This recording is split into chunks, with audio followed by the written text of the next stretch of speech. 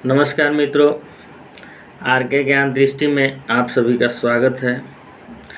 और मैं आशा करता हूं कि आप जिस तरह प्रेम बनाए हैं हमसे, वैसे ही सदा अपना आशीर्वाद हम पे बनाए रखिएगा। हम अगले वीडियो में बोले थे कि दुख 3 प्रकार के होते हैं, देह, दैविक और आर्थिक कह लीजिए उसको, मनी, पैसा। तो जो भी हमारे शरीर में दुख है उसका मूल कारण हम खुद अपने आप को मानते हैं, क्योंकि अपना जब शरीर सही रहता है तो हम लोग लापरवाही करते हैं, शरीर का देखभाल नहीं समय से करते हैं, इसीलिए शरीर बीमार पड़ जाता है। हम जो प्रत्यक्ष है, जो सामने है, उसको हम लोग मानते हैं, जो अप्रत्यक्ष है उसको हम लोग नहीं मानते हैं। यह भी हमारी गलती है। हम प्राकृतिक ने कुछ है जो हमें हमारे सामने है मगर हमें दिख नहीं रहा है, इस चीज़ को हमें मानना चाहिए। जिससे दैविक मतलब हम लोग पूजा पाठ क्यों करते हैं, इबादत क्यों करते हैं, कुछ तो है, या शरीर दिमाग के शांति के लिए हो, शांति मिलता हो, या फिर और भी तरह के बहुत कारण होते हैं। और जब हम काम नहीं करेंगे तो आर्थिक स्थिति से तो हमें जूझना ही पड़ेगा। तो यह सारी बातें हैं कि हम इसीलिए अपने आप को हम मानते हैं। अब आप लोग को जो लगे, क्योंकि हमारी इच्छा अनंत है, भगवान हमको जितना देगा। आज हमारे पास साइकिल है तो हम सोचेंगे कि हमारे पास बाइक हो जाता, हमारे पास बाइक हो गया तो सोचते कि 4 व्हीलर हो जाता। हम करकट के घर में रह रहे हैं, भगवान से कहते हैं कि हे भगवान हमको छत मिल जाए, भगवान ने छत दे दिया। उसके बाद कहते हैं कि नहीं, थोड़ा बड़ा फ्लैट हो जाए। मतलब कि इंसान का जो है इच्छा, जो है ज़रूरत है, सो अनंत है, भागते जाता है। और उसी पीछे भागते भागते हम लोग अपने विनाश के तरफ चले जाते हैं। इस चीज़ को हमें खबर भी नहीं होता और हम अपने विनाश के तरफ चले जाते हैं। हमारे कहने का मतलब है कि जो जितना भगवान दे उसी में खुश रहना चाहिए। ज़्यादा पैसा के चक्कर में किसी को प्रताड़ित करना, किसी को परेशान करना, किसी को हानि पहुंचाना, तो ये बहुत गलत बात है, बुरी बात है। ऐसा मतलब नहीं होना चाहिए कि हम अपने स्वार्थ के पीछे दूसरा किसी का गला दबा दें। हम लोग क्यों ऐसा करते हैं?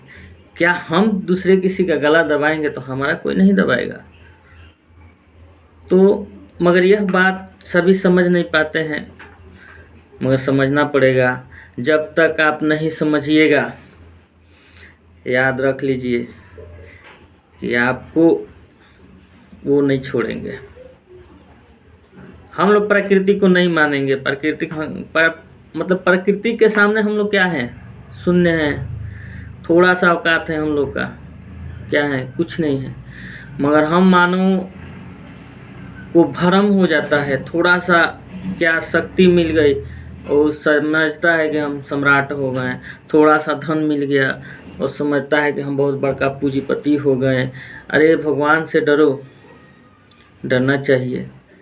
इसीलिए हम लोग नहीं डरते हैं, जिसका कारण है कि हमारे सामने दुख आकर खड़ा हो जाता है, तब हम घबरा जाते हैं।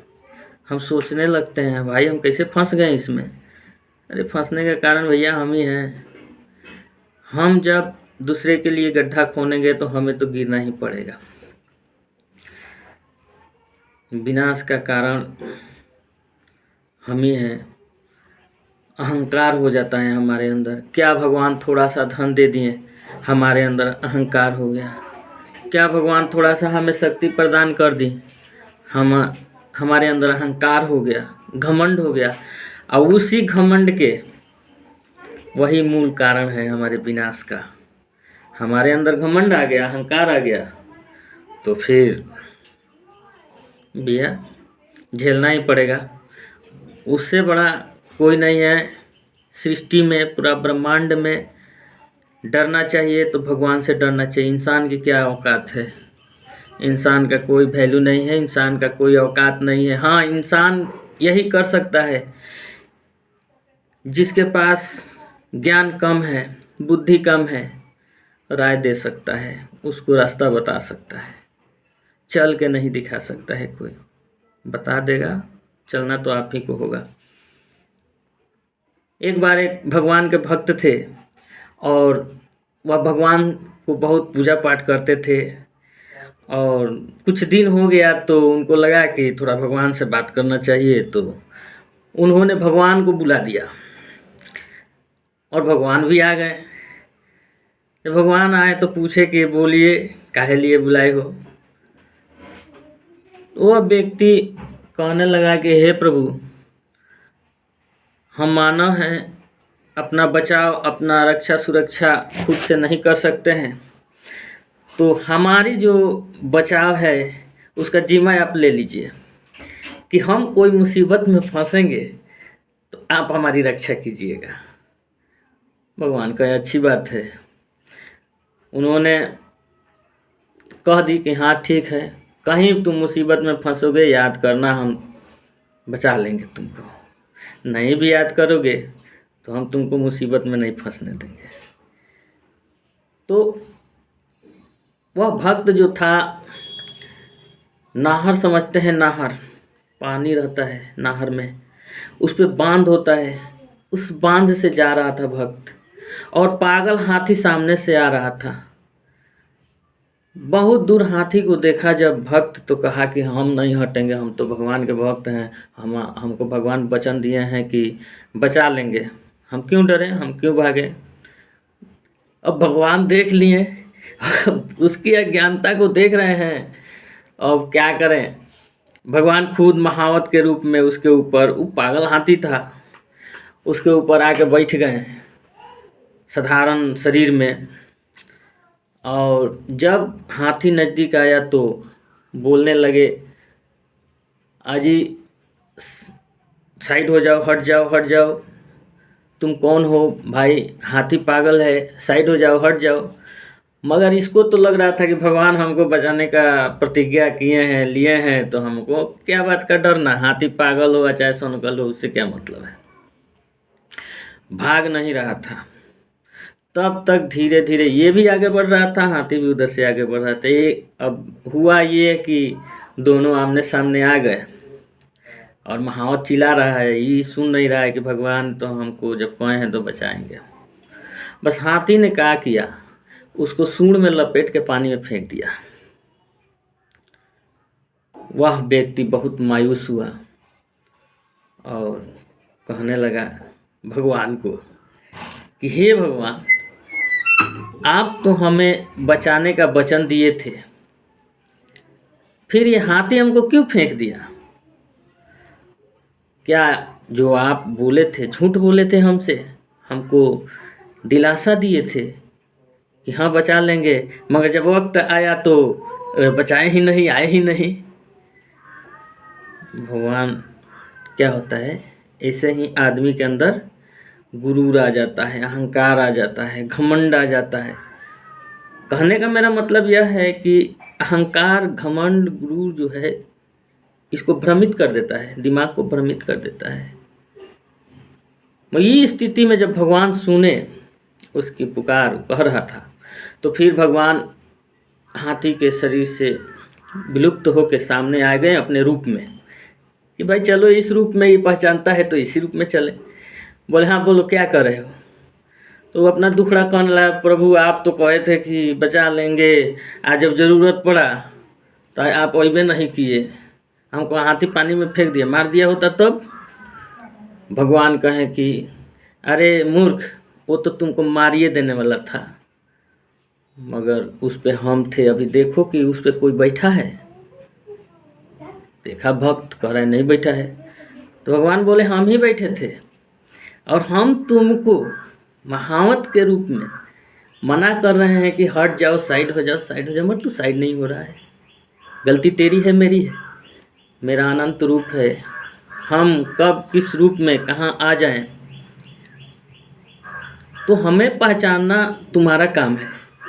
अगर हम उस पर नहीं होते तो हाथी तुम्हें सूंड में लपेट के और एक पटकी मारता, ऊपर से पैर रख देता, तुम्हारी राम कथा खत्म, जीवन ही लीला समाप्त कर देता है आज तुम्हारा वो हाथी। मगर उस पर हम बैठे थे और हम ही तुमको बचाए हैं। शुक्र कहो कि तुमको पानी में उठाकर हम फेंकवा दिए, मगर तू मेरा बात नहीं सुन रहा था। अब वो बिलखने लगा, रोने लगा, हे प्रभु, हम तो पहचानवे नहीं किए आपको कि आप हैं। भगवान बोले पहचानो, गरीब के रूप में पहचानो। हम गरीब के रूप में भिक्षा मांगते हैं। भगवान परीक्षा लेते हैं तो क्या करते हैं, गरीब बन जाते हैं, आपके पॉकेट में पैसा दे देते हैं, फिर आपसे मांगते हैं 2 रुपये दीजिए, 5 रुपये दीजिए। हम क्या करते हैं, उसको अनदेखा कर देते हैं, इग्नोर, जिसको इग्नोर कहा जाता है, इग्नोर कर देते हैं। मगर ऐसा नहीं होना चाहिए। दिए हैं तो हमें दान भी करना चाहिए, दूसरे का दुख सुख में हिस्सा लेना चाहिए, भूखे को भोजन खिलाना चाहिए। तो जन सेवा जो है करना चाहिए।